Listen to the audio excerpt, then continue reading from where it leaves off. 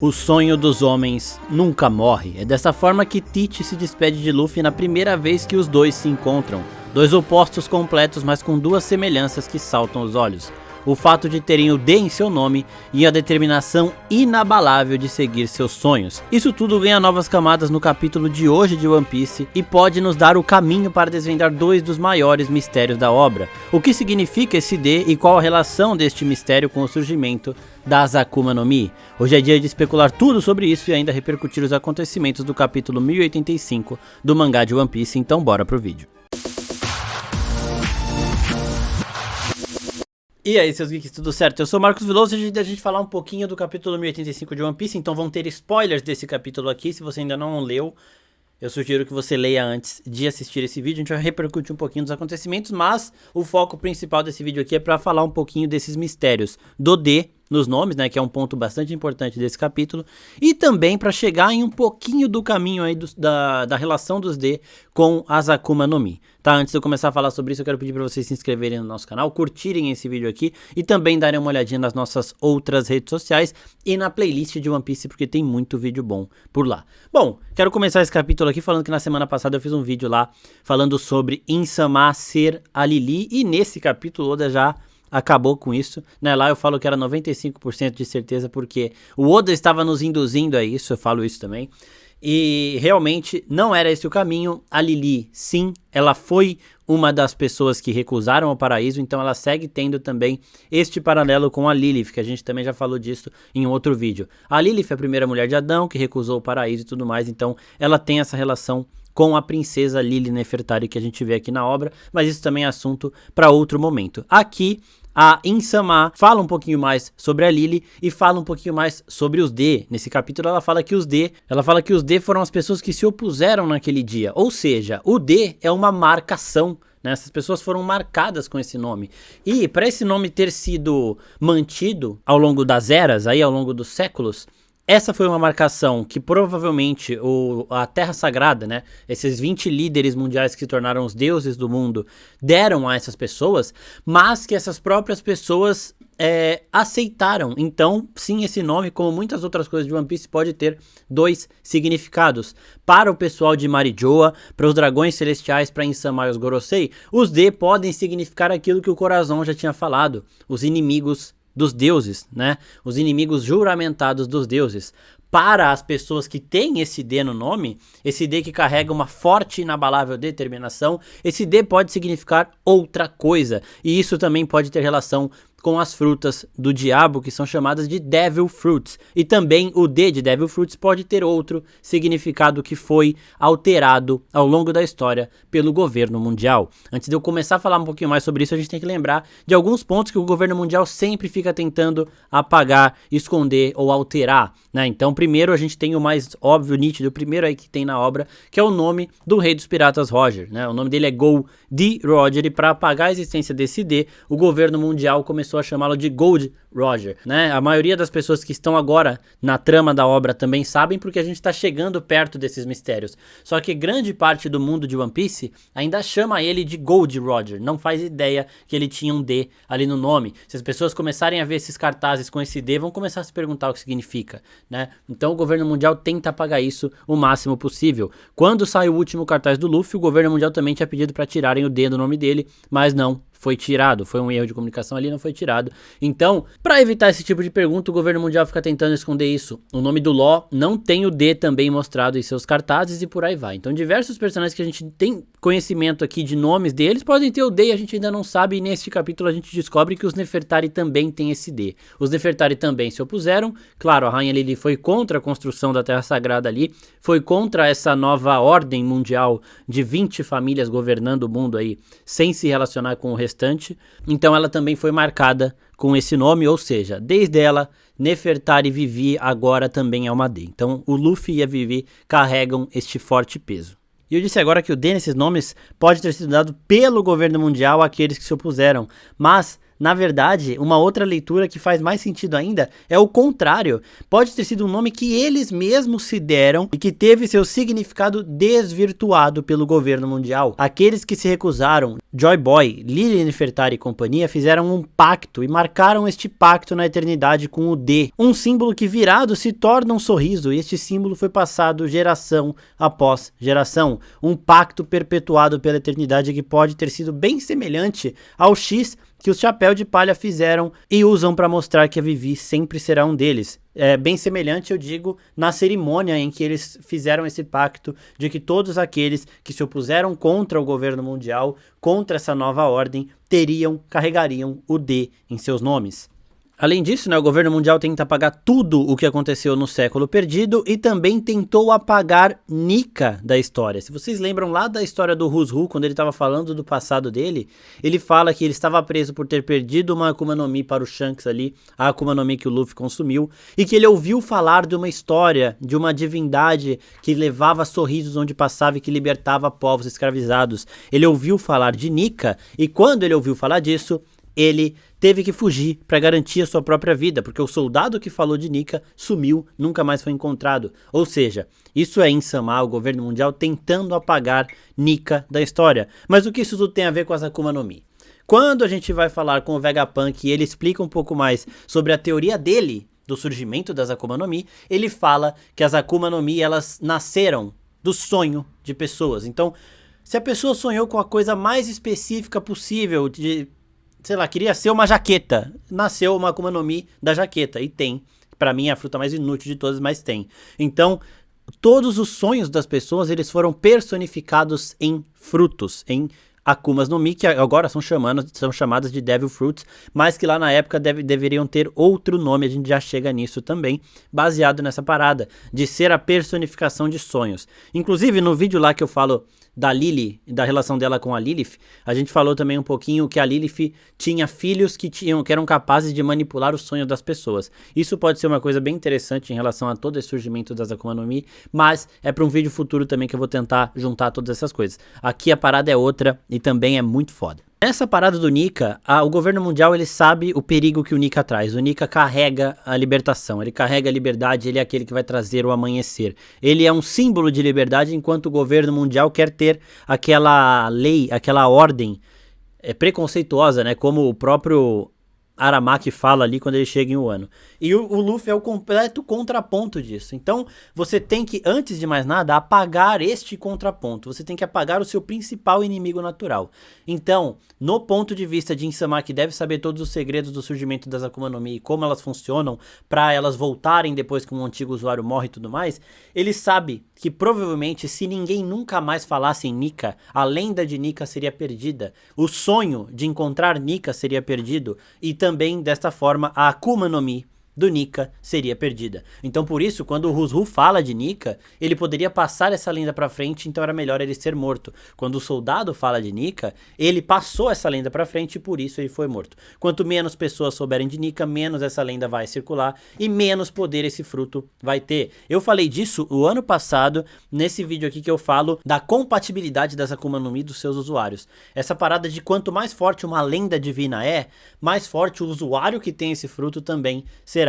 Então, quanto mais as pessoas acreditarem na liberdade que o Nika pode trazer, mais forte o Luffy vai ficar também. Quanto mais sorrisos ele conseguir em volta dele, mais poderoso ele será e mais livre ele será. A fruta dele terá uma abrangência muito maior de capacidades e habilidades em relação a toda essa liberdade. Inclusive, antes de eu continuar aqui, quero fazer um aviso pra vocês. O momento onde o Luffy vai despertar a sua Akuma no Mi no anime está chegando. E a gente vai refazer o vídeo que eu fiz lá no ano passado pra explicar um pouquinho mais como esse fruto funciona. Então também se inscrevam no canal e ativem o sininho. E se você quiser ver o vídeo que eu fiz no ano passado em relação a isso, também tá linkadinho aqui em cima. Então, além de tudo isso, o que eles tentaram fazer com o Roger indica que eles mudam significados para tornar as coisas mais favoráveis. Tanto o D no nome do misterioso clã dito como os inimigos dos deuses, quanto o D de Devil Fruits, podem ter o mesmo significado. Isso poderia estar diretamente ligado a duas palavras com significados inversos. O D, que o governo mundial trata como Devil, como diabólico, pode também ser um D que para essas pessoas significa Dream, significa sonho. Imaginem o juramento desse grupo com a voz do narrador de One Piece nesses moldes. Mesmo derrotados, nós não vamos desistir. Nós somos sonhadores e o nosso sonho não tem fim. Dessa forma, eles se autoproclamaram o clã dos D, o clã dos Dreamers, os sonhadores, com uma determinação inabalável. E desde este dia, toda vez que surge um D, Insama e os Gorosei tremem, lembrando que nunca estarão seguros em seu posto. Caralho, o maluco é brabo.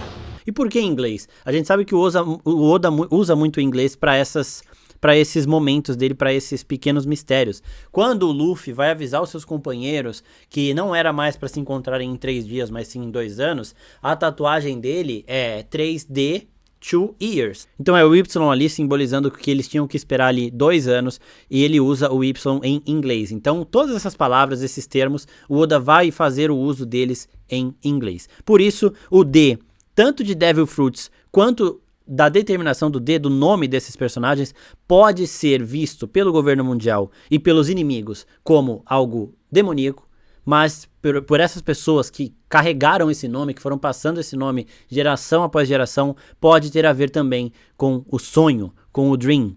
Então pode ser Dreaming Fruits, por exemplo. As frutas que nascem dos sonhos das pessoas, faz sentido que elas fossem chamadas lá no passado de fruta dos sonhos, né? As Akuma no Mi seriam, na verdade, as frutas não do diabo, mas as frutas dos sonhadores. As Devil Fruits se chamariam, na verdade, Dream Fruits, as frutas dos sonhos. E dessa forma, as pessoas que carregam o D em seu nome e a determinação do D seria não a determinação dos inimigos naturais dos deuses, mas sim a determinação dos Dreamers, a determinação dos sonhadores, aqueles que recusam-se a deixar o seu sonho morrer. E nisso, a frase que o Barba Negra fala pro Luffy lá no primeiro episódio, ela ganha uma camada ainda mais poderosa. Naquele momento ela serviu principalmente para ampliar, para manter a motivação do Luffy de seguir carregando o seu sonho. Aquela motivação ela não estava abalada, mas o Barba Negra chega e renova tudo isso. E agora, essa frase também pode nos explicar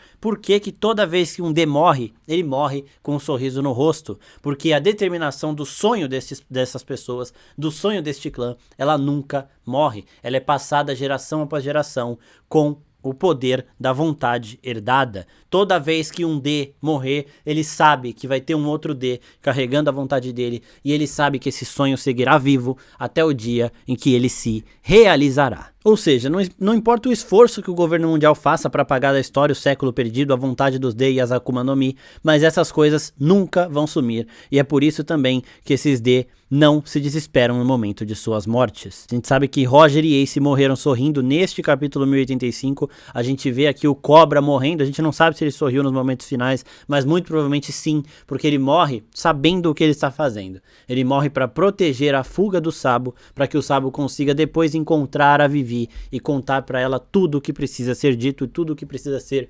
exposto para o mundo. Ele morreu com a sua determinação inabalável e isso deixou até o Apple impressionado. O Apple fala, eu odeio ele, mas eu não sou um monstro, eu não posso achar isso também uma coisa normal, eu não posso ficar feliz com isso. Mas o Apple também reconhece o heroísmo da morte do Rei Cobra. O Rei Cobra na cadeira de rodas ali, já estava no fim da sua vida, ele descobriu que ele morreria depois de tudo o que ele viu dentro daquela sala, e ele ficou ali. Ele teve uma pequena chance de fuga quando o Sabo aparece para salvá-lo, mas ele falou, não, quem tem que fugir aqui é você, eu não vou conseguir mesmo, você vai e você passa isso adiante. É mais uma vez essa determinação dos D sendo passada adiante. Os D não são um nome de nascença especificamente, mas sim uma vontade herdada. Então, uma brincadeira que a gente vê nesse capítulo aqui, quando o Ace e o Luffy estão lá conversando com o Sabo e o Sabo fala, vocês dois não são parentes biológicos, né? Mas vocês dois têm o D no nome, isso é coincidência?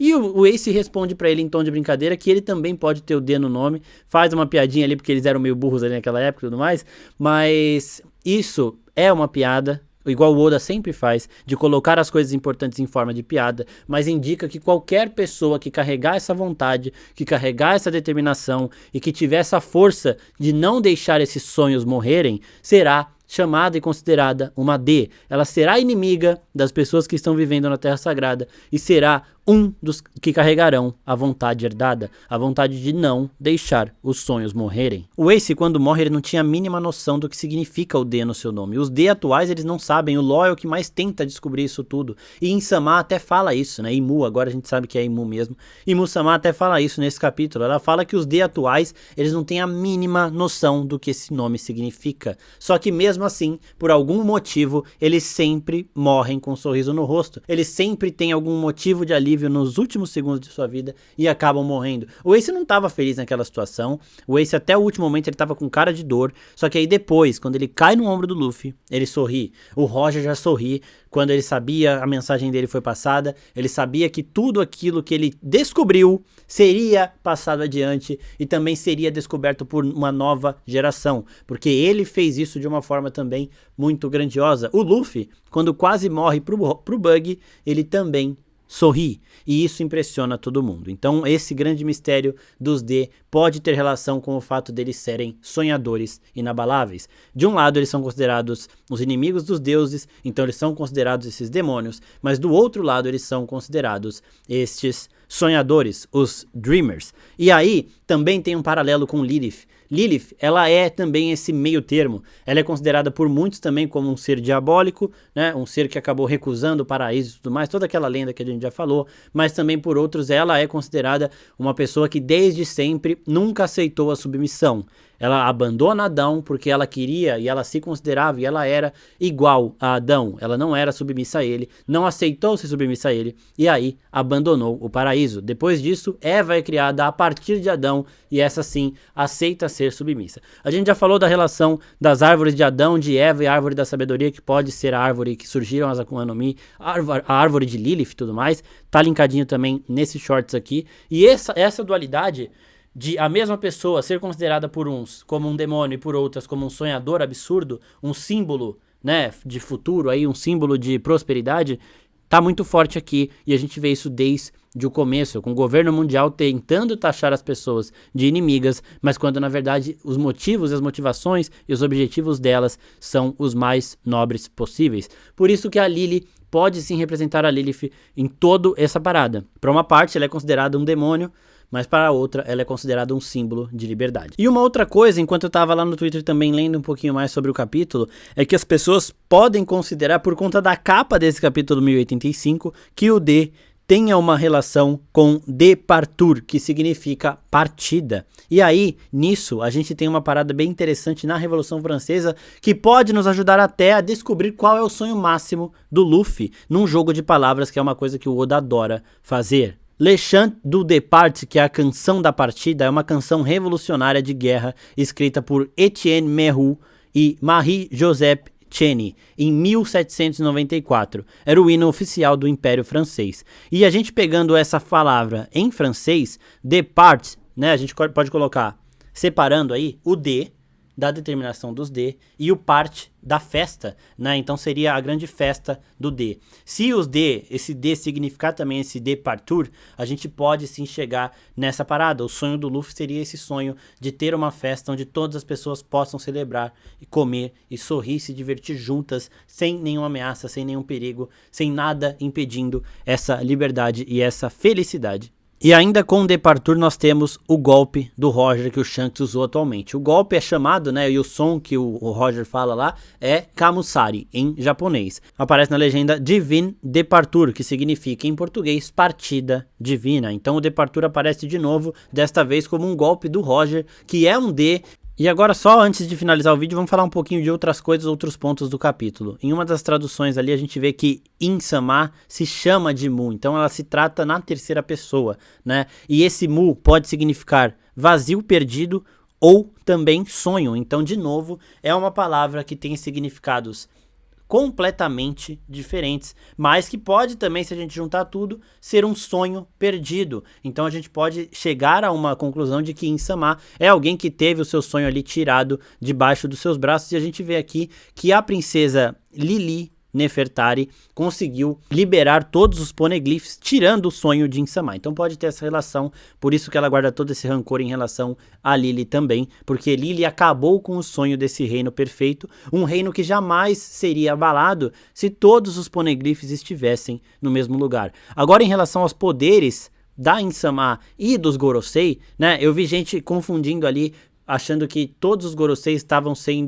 recebendo power-ups aí da própria In, mas aquilo ali das silhuetas eu acho que era muito mais o Oda querendo disfarçar as Akuma no Mi de cada um dos Gorosei. Já em relação ao poder de Insama, é o poder da sombra mesmo, né? Então a gente tem aqui o Luffy, que é o sol, que é a luz, enquanto a gente tem o Barba Negra, que é um buraco negro, ele é uma escuridão total, mas a gente tem também Insama, que é uma sombra também, ela também é um escuro absoluto aí, bastante poderoso, que pelo menos uma das habilidades de Insama, não sei se é por conta de um fruto ou se é uma habilidade dela mesmo, inerente dela, ela é uma pessoa que viveu aparentemente lá há 800 anos, tinha uma relação próxima a Lili. Uma coisa que o Cobra fala aqui também, aparentemente eles falam de Mu, né? Quando ela fala lá que se chama de Mu, ele fala, Mu, eu sei, as 20 famílias. Então talvez Mu seja alguém entre aqueles 20, né? Não sei muito bem o que isso quer dizer, mas o próximo capítulo chega na semana que vem, não vai ter pausa, então a gente também vai ter novas informações sobre todos esses mistérios. Eu acredito então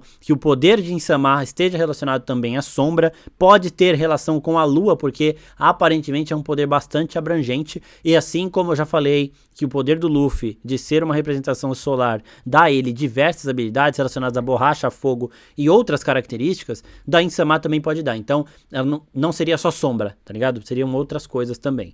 Em relação aos Gorosei, aparentemente as Akuma no Mi deles são Zoans, e provavelmente Zoans mitológicas, mas como a gente tá nessa parada de sonho perdido, que eu já falei lá do significado de Mu, pode ser uma nova classe de Zoans. A gente já conhece Zoans mitológicas como a do Marco, por exemplo, a gente já conhece as Zoans mitológicas divinas, como a do Luffy e do Sengoku, e a gente pode estar aqui na presença de Zoans mitológicas demoníacas, né, de criaturas demoníacas, de grandes demônios mesmo. Então, essas formas que os Gorosei tomaram podem sim ser representação de frutos realmente do diabo, frutos realmente demoníacos, Zoans demoníacas, algo que a gente nunca viu até agora na obra, mas que podemos ter visto pela primeira vez neste capítulo 1085 de One Piece. É mais um capítulo lendário, tem muita coisa ainda pra gente especular sobre isso ao longo da semana. Se eu tiver algum pensamento também além de todas essas teorias que eu venho trazendo, eu trago pra cá, então fiquem ligados, se inscrevam no canal, ativem o sininho, e muito obrigado a todo mundo que curtiu esse vídeo aqui até agora. É isso aí, pessoal, muito obrigado, até a próxima. Tchau, tchau.